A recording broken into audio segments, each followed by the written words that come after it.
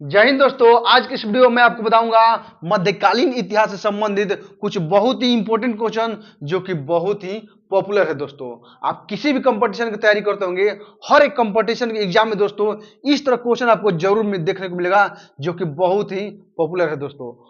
और एक क्वेश्चन जितना मैं बताऊंगा दोस्तों, सभी क्वेश्चन को एकदम डिटेल में कहानी की तरह बताऊंगा, जिससे क्या होगा आपको हमेशा के लिए याद हो जाएगा और फिर इस तरह क्वेश्चन आपको कभी भी गलत भी नहीं होगा और किसी भी एग्जाम में फिर छूटेगा भी नहीं। बस आपसे एक छोटा सा रिक्वेस्ट है, यदि वीडियो आपको अच्छा लगे तो हमारे चैनल को सब्सक्राइब करके इस वीडियो को अपने हर एक केवल पढ़ने वाले दोस्तों के साथ जरूर शेयर कीजिएगा, ताकि आपके दोस्तों को लाभ मिले और हमें भी आपका सपोर्ट मिल जाए। ठीक है, तो आइए देखते हैं क्वेश्चन। एक बात और दोस्तों ध्यान रखिएगा, इस वीडियो को अच्छे से और ध्यान से देखिएगा, क्योंकि इस वीडियो के अंत में आपको 3 क्वेश्चन दूंगा जिसका आंसर आपको कमेंट करके बताना होगा। ठीक है, तो चलिए देखते हैं। देखिए पहला क्वेश्चन क्या है। पहला क्वेश्चन है कि अरबों ने भारत पर पहला सफल आक्रमण कब किया था। यदि आपसे पूछ देगा कि अरबों ने भारत पर सबसे पहला सफल आक्रमण कब किया था, तो याद कीजिए, रखिएगा 712 ईस्वी। 712 ईस्वी में अरबों ने भारत पर पहला सफल आक्रमण किया था। अच्छा, एक और क्वेश्चन बनता है, किसके नेतृत्व में किया था। किसके नेतृत्व में पूछ देगा कि अरबों ने भारत पर सफल आक्रमण किया था, ठीक है 712 ईस्वी में, लेकिन किसके नेतृत्व में किया था। याद रखेगा मोहम्मद बिन कासिम। मोहम्मद बिन कासिम, ठीक है दोस्तों, याद रखेगा मोहम्मद बिन कासिम के नेतृत्व में अरबों ने भारत पर पहला सफल आक्रमण किया था। ठीक है, और एक कहां किया था, पूछ देगा क्वेश्चन कि कहां किया था। भारत में कहां पे आक्रमण किया था। भारत में कहां पे, तो सिंध पे आक्रमण किया था। ठीक है, सिंध पे आक्रमण किया था। अब अगला क्वेश्चन पूछ देगा, उस समय सिंध का शासक कौन था। शासक पूछ देगा या पूछ देगा राजा कौन था। शासक या राजा पूछ देगा, तो राजा दाहिर था। सिंध का शासक कौन था, तो राजा दाहिर। राजा दाहिर जो है सिंध का उस समय शासक था। तब क्या हुआ, सिंध के शासक राजा दाहिर को जो है मोहम्मद बिन कासिम है उसको हरा देता है, और वहीं पे उसने लूटपाट किया और धन को लूट करके फिर वापस क्या किया, वापस अपना अरब चल गया। ठीक है, तो एक और क्वेश्चन बनता है कि आखिर इसने भारत में लूटपाट का इरादा क्या था। आक्रमण का मुख्य उद्देश्य क्या था। ठीक है, मुख्य उद्देश्य जो है आक्रमण का क्या था, तो याद रखिएगा धन दौलत को लूटना, धन दौलत को लूटना, और साथ ही धन दौलत को लूटना और इस्लाम का प्रचार करना। जो इस्लाम था, इस्लाम धर्म, उसका प्रचार करना। ठीक है, उसका प्रचार करना इनका मुख्य उद्देश्य था। तो कितना क्वेश्चन बन गया, देखिए अरबों ने भारत पर पहला सफल आक्रमण किया 712 ईस्वी में, किसके नेतृत्व में किया, मोहम्मद बिन कासिम के नेतृत्व में किया। कहां किया था, तो सिंध पर आक्रमण किया था। उस समय सिंध का शासक राजा दाहिर था, जिसे हरा दिया, और हराने के बाद जो है उसने यहाँ पे धन दौलत लूटा और फिर वापस चला गया। लेकिन आक्रमण करने का मुख्य उद्देश्य क्या था, तो धन दौलत लूटना और इस्लाम धर्म का प्रचार करना। ये क्वेश्चन पूछता है, इंपॉर्टेंट है। ठीक है दोस्तों, याद रखिएगा। अब देखिए अगला क्वेश्चन है कि महमूद गजनवी का भारत पर सबसे चर्चित हमला कौन सा था। ठीक है, महमूद गजनवी, देखिए कहीं कहीं आपको गजनवी देखने को मिलेगा, कहीं पर कहीं आपको गजनी मिल जाएगा। गजनी, तो दोनों एक ही है, महमूद गजनी या महमूद गजनवी, दोनों एक ही, आप कंफ्यूज मत होइएगा। तो महमूद गजनवी का भारत पर सबसे चर्चित हमला कौन सा था, तो याद रखिएगा सोमनाथ मंदिर, सोमनाथ मंदिर का हमला। ठीक है, सोमनाथ मंदिर का हमला। पूछता है क्वेश्चन कि महमूद गजनवी ने सोमनाथ मंदिर पर हमला कब किया था या आक्रमण कब किया था, तो याद रखिएगा 1025 ईस्वी में। 1025 ईस्वी में इसने सोमनाथ मंदिर पर आक्रमण किया था। ठीक है, और यही जो है इसका सबसे चर्चित हमला था, क्योंकि महमूद गजनवी ने भारत पर 17 बार आक्रमण किया था। 17 बार आक्रमण किया था, ठीक है, 17 बार आक्रमण किया था। लेकिन 17 बार आक्रमण करने के बाद क्या करता था, तो ये लोग धन दौलत को लूटता था और वापस चल जाता था, ठीक है। तो उसी में जो था, यह जो है सोमनाथ मंदिर का आक्रमण यानी 1025 ईस्वी में सबसे चर्चित हमला था। इसमें लाखों लोगों को इसने कत्लेआम कर दिया। मंदिर के परिसर में जितने आदमी थे उनको सबका कत्लेआम करते गया और मंदिर को लूटते गया और पूरी तरह से मंदिर को ध्वस्त कर दिया। एक और क्वेश्चन बनता है कि सोमनाथ मंदिर को किसने ध्वस्त किया? ध्वस्त किसने ध्वस्त किया सोमनाथ मंदिर को? सोमनाथ मंदिर, ठीक है, सोमनाथ मंदिर को किसने ध्वस्त किया था? याद रखिएगा, महमूद गजनवी। महमूद गजनी कहिए या गजनवी कहिए, याद रखिएगा दोस्तों, ठीक है। कब किया था? तो 1025 ईस्वी में, ठीक है, याद रखिएगा। अब क्वेश्चन एक और बनता है कि सोमनाथ मंदिर कहां पे है, या सोमनाथ मंदिर जो है, सोमनाथ मंदिर, सोमनाथ मंदिर कहां पे है? तो याद रखिएगा, सोमनाथ मंदिर गुजरात में है। कहां पे है? गुजरात में। लेकिन गुजरात में कहां है पूछ देगा, तो याद रखिएगा, गुजरात के सौराष्ट्र में है। गुजरात के सौराष्ट्र में। अच्छा, यह मंदिर किस भगवान को समर्पित है? तो भगवान जो है सोमनाथ मंदिर भगवान शिव का मंदिर है। भगवान शिव का मंदिर है, ठीक है, भगवान शिव का मंदिर है सोमनाथ मंदिर। और जो भगवान शिव का 12 ज्योतिर्लिंग है, उसी 12 ज्योतिर्लिंगों में से एक है सोमनाथ का मंदिर, ठीक है, याद रखिएगा। इस तरह से डिटेल में हर एक क्वेश्चन को आप याद कीजिएगा, ठीक है। कोई ना कोई क्वेश्चन आपको जरूर मिल जाएगा जो इससे लड़ जाएगा आपको और आपसे छूटेगा भी नहीं, ठीक है। अब आइए देखते हैं अगला क्वेश्चन। क्वेश्चन है, पृथ्वीराज चौहान एवं मोहम्मद गौरी के बीच कौन सा युद्ध हुआ था? ठीक है, यदि आपसे पूछ देगा कि पृथ्वीराज चौहान एवं मोहम्मद गौरी के बीच कौन सा युद्ध हुआ था, तो याद रखिएगा, इन दोनों के बीच हुआ था तराइन का युद्ध। तराइन का प्रथम युद्ध, तराइन का प्रथम युद्ध 1191 ईस्वी में, ठीक है, तराइन का प्रथम 1191 ईस्वी में। और एक युद्ध हुआ था तराइन का द्वितीय युद्ध, ठीक है, तराइन का द्वितीय युद्ध ये कब हुआ था? तो 1192 ईस्वी में, ठीक है। इन दोनों के बीच में हुआ था। क्या हुआ था कि 1191 ईस्वी से पहले मोहम्मद गौरी को पृथ्वीराज चौहान ने कई बार हराया था। लेकिन तराइन के प्रथम युद्ध में इसलिए चर्चित है क्योंकि इस युद्ध में मोहम्मद गौरी को बुरी तरह से हराया था। इसमें क्या हुआ था? गौरी की हार हुई थी, गौरी की हार हुई थी, गौरी की हार हुई थी और चौहान की जीत हुई थी, चौहान की जीत, ठीक है। पृथ्वीराज चौहान ने मोहम्मद गौरी को इसमें बुरी तरह से हराया था।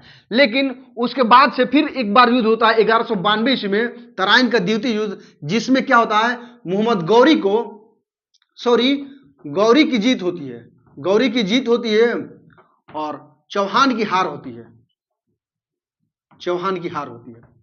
क्या होता है, जब 1191 ईस्वी में जब पृथ्वीराज चौहान मोहम्मद गौरी को हराता है तो फिर वापस चल जाता है। लेकिन उसके बाद से एक नाम याद रखिएगा, क्या? तो जयचंद, ठीक है, इसका नाम याद रखिएगा। ये जयचंद था जिसकी बेटी थी जिसकी बेटी थी संजोगिता, इसकी बेटी थी संजोगिता। इसी को स्वयंवर से उठा करके पृथ्वीराज चौहान शादी कर लेते हैं, जिसके बाद से जयचंद पृथ्वीराज चौहान से नाराज होता है। तब यह मोहम्मद गौरी से जाके मिल जाता है और इसने फिर दोबारा आक्रमण करने के लिए कहा कि मैं इस बार तुम्हारा साथ दूंगा, ठीक है। तब क्या होता है, तराइन का द्वितीय युद्ध 1192 ईस्वी में होता है, जिसमें जयचंद के धोखे की वजह से छल कपट से मोहम्मद गौरी जो है, छल कपट से मोहम्मद गौरी 1192 ईस्वी के तराइन के युद्ध में पृथ्वीराज चौहान को हरा देता है। और फिर इसी युद्ध को हारने के बाद, पृथ्वीराज चौहान के हारने के बाद और मोहम्मद गौरी को तराइन के द्वितीय युद्ध जीतने के बाद भारत में दिल्ली सल्तनत की शुरुआत होती है, या कहिए दिल्ली सल्तनत के फिर स्थापत्य शुरू हो जाती है, ठीक है, याद रखिएगा दोस्तों। तो कितना हुआ? तराइन का प्रथम युद्ध किसके बीच हुआ था? तो मोहम्मद गौरी एवं पृथ्वीराज चौहान के बीच में। तराइन का प्रथम युद्ध 1191 ईस्वी में मोहम्मद गौरी की हार हुई थी और पृथ्वीराज चौहान की जीत हुई थी। तराइन का द्वितीय युद्ध 1192 ईस्वी में मोहम्मद गौरी की जीत हुई थी और पृथ्वीराज चौहान की हार हुई थी। किसके धोखे की वजह से? जयचंद के धोखे की वजह से युद्ध में मतलब पृथ्वीराज चौहान हार गए थे, छल से उन्हें बंदी बना लिया था। संजोगिता किसकी पुत्री थी? तो जयचंद की पुत्री थी, जिससे प्रेम विवाह किए थे स्वयंवर से उठा करके पृथ्वीराज चौहान, याद रखिएगा दोस्तों, ठीक है। अब देखिए अगला क्वेश्चन दिया है कि कुतुब मीनार के निर्माण को किसने पूर्ण करवाया था। यदि आपसे पूछ देगा कुतुब मीनार के निर्माण को किसने पूर्ण करवाया था, तो याद रखिएगा किसने पूर्ण करवाया था, तो इल्तुतमिश। इल्तुतमिश इल्तुतमिश ने मतलब कि कुतुब मीनार के निर्माण को पूर्ण करवाया था। ये किस वंश का शासक था, तो गुलाम वंश का, गुलाम वंश का शासक था। अब कुतुब मीनार का निर्माण किसने करवाया था शुरू में, कुतुब मीनार का तो ये तो पूर्ण करवाया था, इल्तुतमिश ने पूर्ण करवाया था, लेकिन कुतुब मीनार का नींव किसने रखा था। एक क्वेश्चन पूछता है कि कुतुब मीनार का नींव किसने रखा था, तो याद रखिएगा कुतुबुद्दीन ऐबक। कुतुबुद्दीन कुतुबुद्दीन ऐबक कुतुबुद्दीन ऐबक ने कुतुब मीनार के निर्माण की नींव रखी थी। कौन था, तो गुलाम वंश का संस्थापक था, गुलाम वंश का संस्थापक, संस्थापक, ठीक है। गुलाम वंश का संस्थापक कौन था, कुतुबुद्दीन ऐबक था। उसी ने कुतुब मीनार के निर्माण को नींव रखा था, शुरुआत किया था, ठीक है। उसके बाद से वो मर जाता है, तब क्या करता है उसका अगला शासक गुलाम वंश का इल्तुतमिश जो है, उसने गुलाम वंश का जो शासक था मतलब कुतुब मीनार के निर्माण को पूर्ण करवाया था। एक और नाम याद रखिएगा दोस्तों, एक और नाम रखिए याद रखिएगा, इल्तुतमिश ने जब इसका निर्माण कार्य को पूर्ण करवाया था तो ये क्या था कि चौथा मंजिल बना था, चौथा मंजिल यानी कि 4 मंजिला बनाया था। क्या क्या था, 4 मंजिला। कुतुब मीनार क्या था, 4 मंजिला था, लेकिन इसको एक और जो है 5वीं मंजिल बनाया था, 5वीं मंजिल, ठीक है। 5वीं और अंतिम मंजिल बनाया था किसने, तो याद रखिएगा फिरोज शाह तुगलक, फिरोज शाह तुगलक, ठीक है। इन तीनों शासकों का नाम याद रखेगा। कुतुबुद्दीन ऐबक ने कुतुब मीनार की नींव रखी थी, इल्तुतमिश ने कुतुब मीनार को पूर्ण करवाया था और 4 मंजिला बनाया था, लेकिन 5वीं और आखिरी मंजिल किसने बनाया था, तो फिरोज शाह तुगलक ने, याद रखेगा, ठीक है दोस्तों। अब आइए देखें अगला क्वेश्चन। क्वेश्चन है दिल्ली के किस सुल्तान के बचपन का नाम अली एम गुरसाब था। यदि आपसे पूछ देगा दिल्ली के किस सुल्तान के बचपन का नाम अली एम गुरसाब था, तो याद रखिएगा वो सुल्तान था अलाउद्दीन खिलजी, अलाउद्दीन खिलजी, ठीक है। अलाउद्दीन खिलजी के बचपन का नाम क्या था, तो अली एम गुरसाब था। और यह अलाउद्दीन खिलजी जो था दिल्ली सल्तनत काल में सबसे अधिक खूंखार सुल्तान था दोस्तों, ठीक है, याद रखेगा। एक और याद रखिएगा नाम जलालुद्दीन खिलजी, जलालुद्दीन खिलजी, ठीक है। जलालुद्दीन खिलजी कौन था, तो जलालुद्दीन खिलजी अलाउद्दीन खिलजी का चाचा था, अलाउद्दीन खिलजी का चाचा था। इसी की हत्या करके जलालुद्दीन खिलजी क्या करता है, दिल्ली का सुल्तान बनता है। क्वेश्चन पूछता है कि अपनी चाचा का हत्या करके कौन दिल्ली का सुल्तान बना, तो अलाउद्दीन खिलजी बना था दोस्तों, याद रखिएगा। और जलालुद्दीन खिलजी जो था खिलजी वंश का संस्थापक था, खिलजी वंश का संस्थापक कौन था, तो जलालुद्दीन खिलजी था, जिसकी हत्या करके अलाउद्दीन खिलजी क्या करता है, दिल्ली सल्तनत में मतलब कि खिलजी वंश का सुल्तान बनता है, ठीक है। और अलाउद्दीन खिलजी के बचपन का नाम क्या था, अली एम गुरसाब था। यदि आपसे पूछ देगा कि दिल्ली में सबसे खूंखार सुल्तान कौन था, सबसे खूंखार सुल्तान कौन था, तो अलाउद्दीन खिलजी, याद रखिएगा, ठीक है। अब देखिए अगला क्वेश्चन है कि विजयनगर साम्राज्य की राजभाषा क्या थी। यदि आपसे पूछ देगा विजयनगर साम्राज्य की राजभाषा क्या थी, राजभाषा, याद रखिएगा तेलुगु जो थी विजयनगर साम्राज्य की राजभाषा थी, याद रखिएगा। अब पूछ देगा कि इसकी राजधानी कहां थी, राजधानी, विजयनगर साम्राज्य की राजधानी कहां थी, याद रखिएगा हम्पी कर्नाटक, ठीक है। हम्पी कहां पड़ता है, तो कर्नाटक में इसकी राजधानी पड़ता है। अच्छा, विजयनगर साम्राज्य की स्थापना किसने किया था, विजयनगर साम्राज्य की स्थापना किसने किया था, तो याद रखिएगा 2 भाई थे, 2 भाई हरिहर एवं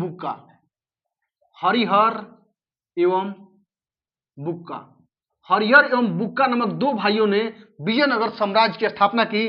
कब किया था? तो साल 1336 ईस्वी में, याद रखिएगा। ठीक है, बड़ा ही इंपॉर्टेंट क्वेश्चन है। एक और क्वेश्चन याद रखिएगा, अभी वर्तमान में पूछ देगा कि विजयनगर साम्राज्य का खंडहर कहां पे है? विजयनगर साम्राज्य का खंडहर, विजयनगर साम्राज्य का खंडहर कहां पे है या किस नदी के किनारे है? तो तुंगभद्रा नदी, याद रखिए। कहां? तो तुंगभद्रा नदी, तुंगभद्रा, तुंगभद्रा नदी, तुंगभद्रा नदी के किनारे। कहां पे? तो कर्नाटक में। क्वेश्चन बड़ा ही पूछता है कि विजयनगर साम्राज्य की राजधानी कहां है? तो हम्पी, कर्नाटक। विजयनगर साम्राज्य का खंडहर कहां पे? खंडहर तो तुंगभद्रा नदी के किनारे, तुंगभद्रा नदी के किनारे, कर्नाटक में, याद रखिएगा। ठीक है, आइए देखते हैं अगला क्वेश्चन। क्वेश्चन है, भक्ति आंदोलन को दक्षिण भारत से उत्तर भारत किसने लाया था? यदि आपसे पूछ देगा भक्ति आंदोलन दक्षिण भारत से उत्तर भारत किसने लाया था, किसने लाया था, तो याद रखेगा रामानंद। रामानंद जो थे दक्षिण भारत से उत्तर भारत जो है भक्ति आंदोलन को लाए थे। ठीक है, अब क्वेश्चन पूछता है भक्ति आंदोलन की शुरुआत कहां से हुई थी? शुरुआत यदि पूछ देगा भक्ति आंदोलन की शुरुआत कहां से हुई थी, तो दक्षिण भारत से, दक्षिण भारत से। ठीक है, भक्ति आंदोलन की शुरुआत दक्षिण भारत से हुई थी, लेकिन दक्षिण भारत में कहां से हुई थी? तो तमिल क्षेत्र से। किससे? तो तमिल, तमिल क्षेत्र से, दक्षिण भारत के तमिल क्षेत्र से जो है भक्ति आंदोलन की शुरुआत हुई थी। तमिल क्षेत्र से होते हुए फिर कहां गुजरी? तो कर्नाटक। ठीक है, कर्नाटक तक भक्ति आंदोलन पहुंचा। कर्नाटक से होते हुए फिर कहां तक पहुंचा? महाराष्ट्र, महाराष्ट्र। ठीक है, महाराष्ट्र तक पहुंचा, और फिर महाराष्ट्र से क्या हुआ? उसके बाद पूरे भारत में, पूरे भारत में, पूरे भारत में फिर भक्ति आंदोलन की शुरुआत हो जाती है। ठीक है, लेकिन पूरे भारत में उत्तर, दक्षिण भारत से उत्तर भारत लाया था किसने? तो रामानंद ने, याद रखिएगा। ठीक है, अब देखिए क्वेश्चन बनता है कि दक्षिण भारत की तो शुरुआत हुई थी, लेकिन कब हुई थी? कब हुई थी? तो 5वीं शताब्दी में, 5वीं शताब्दी। ठीक है, 5वीं शताब्दी में लगभग दक्षिण भारत, मतलब कि तब भक्ति आंदोलन की शुरुआत हुई थी, याद रखिएगा। ठीक है, अब देखिए अगला क्वेश्चन है कि ब्राह्मणों पर जजिया कर लागू करने वाला पहला मुस्लिम शासक कौन था? यदि आपसे पूछ देगा कि जजिया कर ब्राह्मणों पर लागू करना पहला मुस्लिम शासक कौन था, तो याद रखिएगा पहला मुस्लिम शासक था फिरोज शाह तुगलक। फिरोज शाह, फिरोज शाह तुगलक। ठीक है, ब्राह्मणों पर जजिया कर लागू करने वाला पहला मुस्लिम शासक कौन था? फिरोज शाह तुगलक। जो जजिया कर जो था ना, जजिया कर, ये पहले केवल गैर हिंदुओं से लिया जाता था, गैर मुस्लिमों से, सॉरी, केवल गैर मुस्लिमों से लिया जाता था। जो कि मुस्लिम नहीं थे उनसे जजिया कर लिया जाता था, लेकिन उसमें जो थे ब्राह्मणों से, बूढ़े बुजुर्गों से, जो पागल थे, गरीब थे, बच्चे थे, उनसे जजिया कर नहीं लिया जाता था। लेकिन ब्राह्मणों पर सबसे पहले जजिया कर की शुरुआत किसने की? तो फिरोज शाह तुगलक। बड़ा ही इंपॉर्टेंट क्वेश्चन है दोस्तों, याद रखिएगा। ठीक है, लेकिन यदि कह देगा कि जजिया कर, पूछ देगा कि जजिया कर की भारत में शुरुआत किसने किया था? भारत में शुरुआत जजिया करके किसने किया था? तो याद रखिएगा मोहम्मद बिन कासिम, मोहम्मद बिन कासिम।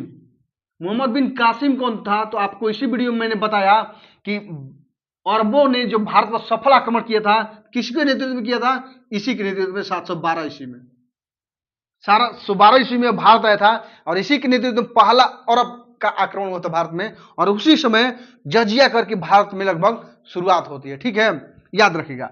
अब देखिए क्वेश्चन देता है कि जजिया करके शुरुआत भारत में हुई मोहम्मद कासिम के समय में सबसे पहले। ठीक है, लेकिन जजिया कर को भारत में समाप्त किसने किया था? सबसे पहले समाप्त किसने किया? समाप्त जजिया कर को भारत में सबसे पहले समाप्त किसने किया था? तो याद रखिएगा 1564 ईस्वी में, 1564 ईस्वी में अकबर ने। जजिया कर को भारत में समाप्त किसने किया सबसे पहले? तो 1564 ईस्वी में अकबर ने। एक और क्वेश्चन पूछता है कि पुनः लागू किसने किया? पुनः लागू, पुनः लागू किसने किया? यानी कि जब अकबर ने इसको समाप्त कर दिया था, तो पुनः दोबारा से जजिया कर किसने लागू किया था? तो याद रखिएगा 1679 ईस्वी में 1679 ईस्वी में औरंगजेब, ठीक है, 1679 ईस्वी में औरंगजेब ने पुनः दोबारा से जजिया कर ब्राह्मणों पर लागू कर दिया था। ठीक है, अब देखिए एक और क्वेश्चन बनता है कि जब पुनः लागू कर दिया तो अंतिम रूप से किसने समाप्त किया?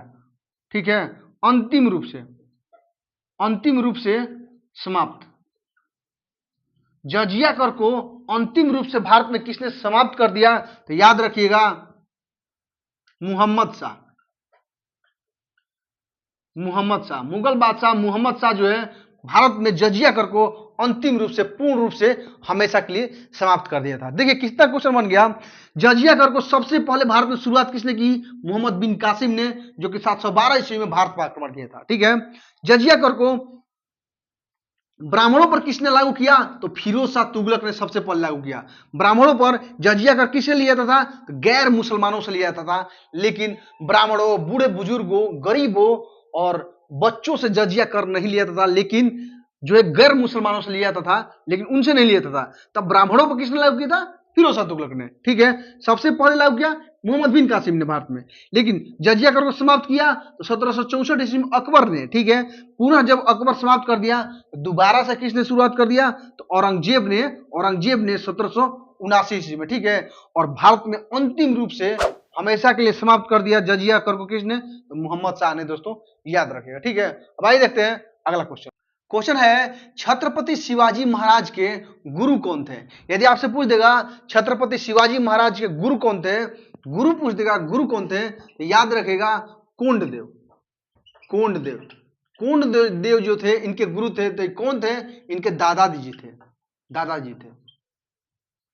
थे, यही इनके गुरु थे। और इन्हीं से छत्रपति शिवाजी महाराज यानी कोंडदेव से अस्त्र शस्त्र हर एक का ज्ञान लेके एक अच्छे और योद्धा जो है वीर योद्धा बने थे। ठीक है, लेकिन यदि आपसे पूछ दिया क्वेश्चन कि इनके अध्यात्म गुरु कौन थे, अध्यात्म गुरु कौन थे इनके, तो याद रखिएगा अध्यात्म गुरु थे इनके रामदास जो थे शिवाजी महाराज के अध्यात्म गुरु थे, या कहिए धार्मिक गुरु थे। इन्हीं से इन्होंने धर्म या हर चीज का ज्ञान अच्छे से लिया था। ठीक है, तो याद रखिएगा ये जो सिखों के गुरु नहीं थे, सिखों के जो गुरु रामदास है वो नहीं थे, ये महाराष्ट्र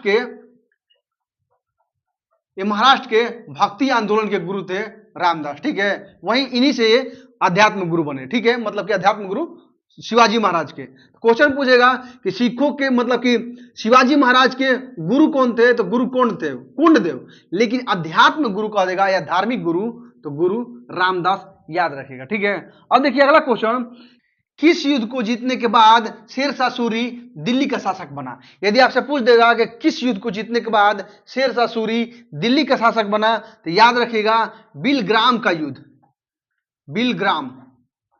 बिलग्राम या कन्नौज का युद्ध, बिलग्राम या कन्नौज का युद्ध, जो कब हुआ था? तो 1940 ईस्वी में। ठीक है, 1940 ईस्वी के कन्नौज या बिलग्राम के युद्ध को जीतने के बाद शेरशाह सूरी दिल्ली का शासक बना। इसमें किसको हराया था? तो हुमायूं को। ठीक है, मुगल बादशाह हुमायूं को हराने के बाद दिल्ली का शासक बन गया था। ठीक है, अब देखिए शेरशाह जो था, शेरशाह इसके बचपन का नाम जो था ना, बचपन, क्वेश्चन पूछता है कि शेरशाह के बचपन का नाम क्या था? तो फरीद खां। शेरशाह के बचपन का नाम जो है फरीद खां था। लेकिन यह क्या करता है, एक शेर को एक ही वार में मार देता है। एक शेर को तलवार के एक वार में मार गिराता है। ठीक है, मार गिराता है। तलवार के एक ही वार में जब शेर को मार डालते हैं तब इनका नाम पड़ जाता है, पता है क्या? शेर खां। ठीक है, शेर खां पड़ जाता है। तो क्या हुआ, बचपन का नाम फरीद खां, जब शेर को एक मार दिया तलवार से तब इनका पड़ गया नाम शेर खां। लेकिन फिर क्या होता है इसके बाद, फिर देखिए क्या होता है कि 1539 ईस्वी में इन्होंने हुमायूं को 1539 ईस्वी में इन्होंने हुमायूं को चौसा के युद्ध में हराया, पराजित किया। तब इन्होंने अपना उपाधि क्या धारण कर लिया पता है? शेरशाह। शेरशाह, ठीक है। चौसा के युद्ध में जो 1539 ईस्वी में हुमायूं को हराने के बाद शेरशाह सूरी ने शेरशाह को उपाधि धारण किया, ठीक है। तो देखिए क्वेश्चन कितना बन जाता है कि शेरशाह सूरी के बचपन का नाम क्या था? फरीद खां। तलवार के एक ही वार में किसने मार दिया था शेर को, जिसके बाद शेर खां नाम पड़ गया? तो फरीद खां को। अब देखिए फरीद खां शेरशाह से कब बन गए? शेरशाह बन गए शेरशाह सूरी। ये सूर वंश के थे, इसीलिए इनके शेरशाह सूरी कहता है। तो शेरशाह कब बने? जब 1539 में हुमायूं को चौसा के युद्ध में हराया, तब जाके शेरशाह बन गए, ठीक है। और फिर अगले साल 1540 ईस्वी में बिलग्राम या कहिए या कनौज कहिए, उसी युद्ध में फिर से हुमायूं को पराजित करते हैं, जिसके बाद दिल्ली का वह शासक बन जाता है और मुगलों का वहां से स्थापना मतलब कि शासन बंद हो जाता है। इस तरह से दोस्तों आप हर एक क्वेश्चन को एकदम डिटेल में याद कर सकते हैं। उम्मीद करते हैं दोस्तों आपको जितना मैंने क्वेश्चन बताया, हर एक क्वेश्चन आपको अच्छी तरह से समझ में आ गया होगा। अगर वीडियो दोस्तों आपने ध्यान से और अच्छे से देखा है, तो अब आइए आपको 3 क्वेश्चन देता हूं, जिसका आंसर आपको कमेंट करके बताना है, ठीक है। क्वेश्चन पहला है, सोमनाथ मंदिर पर आक्रमण करके किसने पूरी तरह से उसे ध्वस्त कर दिया, ठीक है। क्वेश्चन दूसरा है, किस सुल्तान ने ब्राह्मणों पर जजिया कर लागू किया था, ठीक है। क्वेश्चन तीसरा है, किस शासक के बचपन का नाम फरीद खां था, ठीक है। दोस्तों इन तीनों क्वेश्चनों का आंसर आपको कमेंट करके बताना है। और यदि वीडियो दोस्तों आपको अच्छा लगे तो हमारे चैनल को सब्सक्राइब करके इस वीडियो को अपने हर एक केवल और केवल पढ़ने वाले दोस्तों के साथ जरूर शेयर कीजिएगा, ताकि आपको दोस्तों को लाभ मिले और हमें भी आपका सपोर्ट मिल जाए। मिलते फिर आपसे अगली वीडियो में, तब तक के लिए आप मस्त रहे, मन लगा के पढ़ते रहे। जय हिंद।